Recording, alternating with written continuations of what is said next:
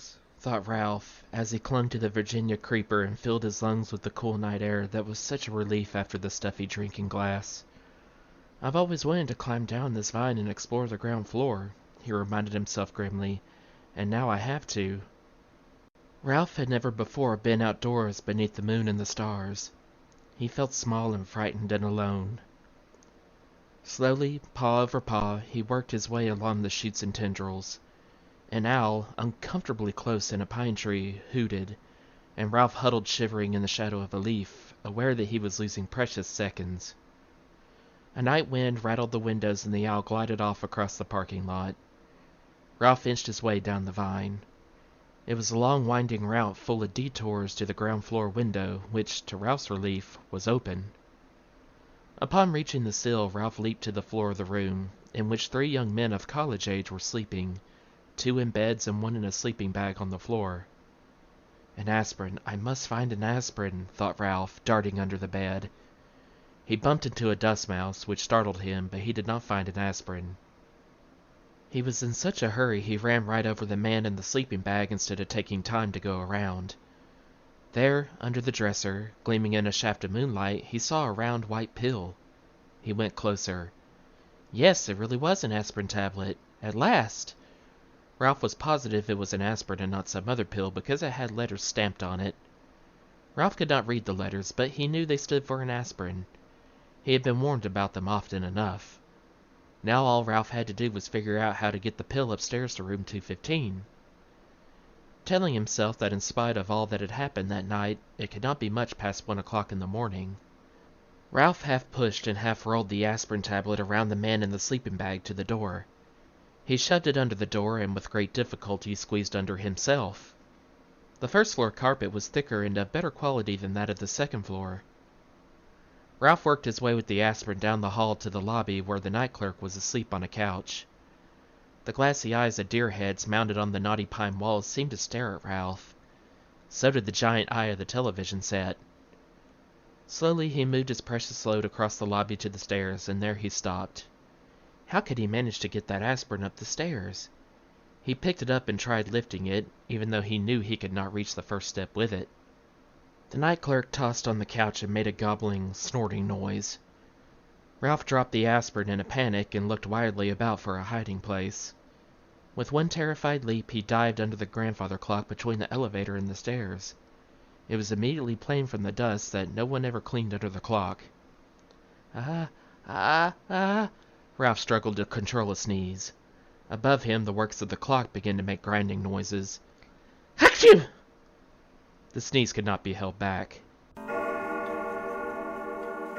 The clock struck 1:30, forcing Ralph to clap his hands over his ears. How his famous ancestor, the one that ran up the clock hickory-dickory-dock, stood the racket, he did not know. Peeking out, Ralph discovered the night clerk had slept soundly through the din, so he ventured out from under the clock to continue his struggle with the aspirin tablet. Since carrying the pill up the stairs was impossible, Ralph had to find another way. The elevator? Ridiculous. A mouse could not run an elevator. Then, quite unexpectedly, a whole plan of action popped into his mind.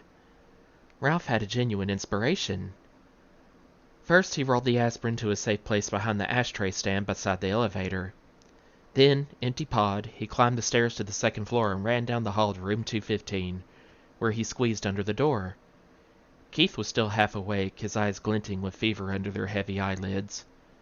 "Psst," said Ralph. "I've found an aspirin for you." "Hmm?" murmured Keith. "An aspirin tablet. I found one." "Where is it?" Keith was more awake now. "Down on the first floor." "Oh." Keith was obviously disappointed. "Now wait," said Ralph. "I can get it up here, but I've got to have some help. You'll have to let me take your sports car." "You're too young," mumbled Keith. "I am not." And it was true that Ralph felt very much older than he had when he lost the motorcycle. "Come on, you need that aspirin, don't you?" "You already lost my motorcycle." "Oh, come on." Ralph was growing more impatient as he felt the night slipping by. "If you won't let me take the sports car, will you let me take the ambulance?" "I guess so." Keith did not feel equal to arguing with a determined mouse. He picked up his ambulance from the bedside table and set it on the floor. Here. One more thing, said Ralph anxiously. Do you think you could manage to open the door for me? I know you feel terrible, but it's the last thing I'll ask. Honest, and I promise I'll have the aspirin up here in no time. Keith sighed, but he slid his feet out from under the sheet and, hanging onto the bedside table, reached over and opened the door. Ralph was already seated in the white ambulance with the red cross painted on the side. Whew, whew, whew! He took the corner into the hall on 2 wheels and sped down the bare floor between the wall and the carpet until he came to room 211. Here he slowed down and then went, whew, whew, whew, good and loud. This carried him, as he had planned, to the elevator. It was a crucial moment. Now he would find out if his plan was going to work. The little dog in room 211 began to whimper and then to bark, just as Ralph had planned. In a moment, the door opened and the man stumbled out with the little terrier in his arms. Oh, all right, he grumbled. I'll walk you. Shut up, will you? Ralph waited, his paws tense on the steering wheel. The man walked groggily to the closed elevator door, where he managed, in spite of the wriggling dog in his arms, to push the button. Soon the elevator door slid open. Ralph knew that timing was important. The man entered the elevator. The dog barked. Whew, whew, said Ralph, hard enough and fast enough to shoot the ambulance at great speed across the yawning crack between the floor of the hall and the floor of the elevator before the man turned around. As the dog's owner turned, Ralph steered skillfully around his feet and parked the ambulance behind him. The man pressed the button, the doors closed, and the elevator actually began to descend. Do you know what you are? The man sleepily asked the dog. You are a nuisance, that's what you are, a 4-footed, hair-covered nuisance. The dog ignored his master. I know you're down there, he yapped to Ralph. If I could just get down, I'd get you. Ralph did not answer. He was taking no chances. He waited quietly inside his ambulance until the man had carried the dog out before he drove out of the elevator. He jumped out of the ambulance, opened the rear doors, seized the precious aspirin, and boosted it inside. Slamming the doors, he ran around and jumped into the driver's seat. There was not an instant to lose. Whew, whew! The ambulance moved toward the open elevator, but unfortunately by this time Ralph was slightly out of breath. The front wheels of the ambulance caught in the crack between the floor of the lobby and the floor of the elevator. The ambulance was stuck. Oh no, thought Ralph, not now. I can't fail now. Whew, whew, he managed to gasp. The wheels spun, but the ambulance did not move. Ralph jumped out, put his shoulder to the rear of the vehicle, and pushed with all his strength. Nothing happened. In a moment, the man would be returning with his dog. Desperate, Ralph climbed back into the ambulance. He took a breath so deep he thought his lungs would surely burst.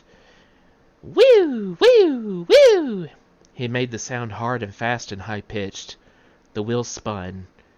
The ambulance moved, slowly at first, and then as the tires got a grip on the floor of the elevator, it shot out of the crack and across the elevator and hit the rear wall with a bump. Ralph collapsed over the steering wheel, limp with relief, just as the man came back through the lobby with his dog. I guess some boy lost his toy ambulance, muttered the man, more awake now as he stepped in and pressed the button. Toy, thought Ralph indignantly. This ambulance is carrying medical supplies to the sick. Boy, my foot, yapped the terrier. It's that dastardly mouse. Lay me down and I'll get him. Ralph did not try to answer. He was saving all his breath now to get the ambulance across that crack once more. The man slapped the dog lightly on the nose and said, Be quiet. I took you outside, didn't I? Fortunately, the elevator doors stayed open behind the man as he walked out, so Ralph had no trouble driving the ambulance out and down the hall to room 215. The door had blown shut, but he did not care. He jumped out of the ambulance and ran around to the back, where he unloaded the aspirin, shoved it under the bedroom door, and squeezed under after it. Hey, Keith, I've got it! Ralph was filled with triumph. I brought you an aspirin.